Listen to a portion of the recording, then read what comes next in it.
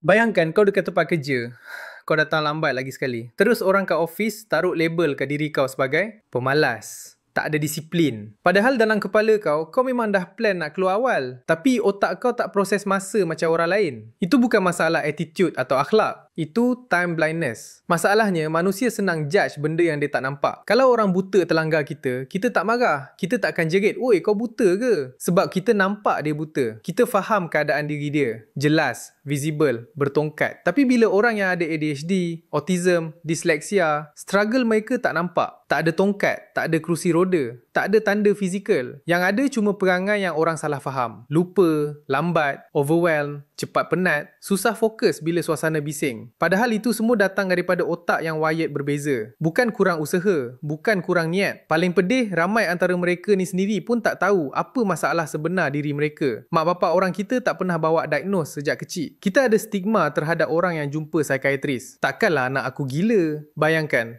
dari kecil sampai besar, asyik dapat label pemalas, tak ada masa depan, tak boleh harap. Sedangkan mereka sendiri tak tahu apa yang sebenarnya berlaku dalam otak mereka. Sampai satu tahap, bila asyik gagal ikut standard orang lain, mereka mula salahkan diri sendiri. Dan bila salah faham tu berulang bertahun-tahun, ramai akhirnya jatuh ke MDD, iaitu Major Depressive Disorder. Kadang masalahnya bukan mereka tak cuba. Masalahnya, mereka sendiri tak nampak apa masalah yang mereka sedang lawan. Dan kalau kau rasa kau mungkin dalam situasi macam ni, tolong cari bantuan. Jumpa psikiatris. Kalau takut pergi swasta sebab kos, kau boleh pergi Mentari bawah KKM. Sama profesional dan accessible. Kat Kelantan pun ada Mentari. Ingat, war on stigma ni bukan hanya tentang empati kepada orang lain, tapi juga empati kepada diri sendiri. Buang stigma yang jumpa psikiatris itu tanda kita lemah. Tidak. Itu tanda kita nak mudahkan urusan orang tersayang di sekeliling kita. Dan tanda kita sayang diri sendiri. Selagi di sana wujud stigma, stigmatization, maka selagi itulah